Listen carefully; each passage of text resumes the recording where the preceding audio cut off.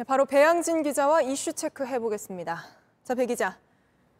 네, 대통령이 직접 거리두기 3단계 해야 된다, 해야 할 수도 있다 이렇게 말했는데 정부가 격상할 가능성 있습니까? 네, 전문가들은 이 격상을 검토해야 할 시점이 이미 지났을 수도 있다고 말하고 있습니다.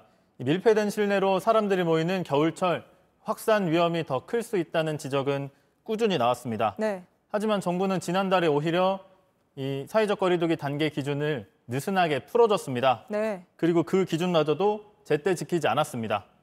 지금까지는 대응이 늦었다는 지적이 나옵니다. 사실 병상도 정부 계획만큼 못 만들지 않았습니까? 네, 사진을 먼저 하나 보시면요. 지난 2월 대구 의료진 모습입니다. 네. 이때에도 이 의료진도 병상도 부족하다는 지적이 나왔습니다. 그 뒤로 병상과 인력 확보 계획을 세울 시간 10달 있었습니다.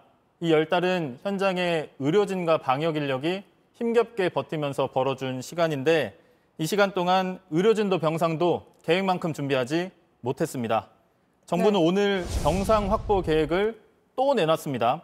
지금까지는 과연 뭘 했냐 비판받을 수 있습니다. 네, 사실 거리두기를 강화하는 그 목적도 우리 의료 체계가 감당할 수 있을 만큼 확진자 수를 줄이기 위한 거 아닙니까? 네.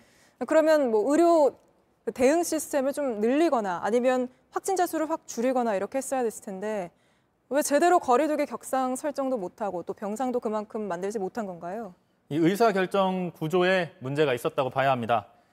이 방역대책의 최고 컨트롤 타워는 정은경 청장이 있는 방역대책본부입니다. 그런데 네. 정작 이 거리두기 단계를 올릴지 결정할 권한은 방역대책본부가 아니라 이 총리가 본부장인 중대본에 있습니다. 네.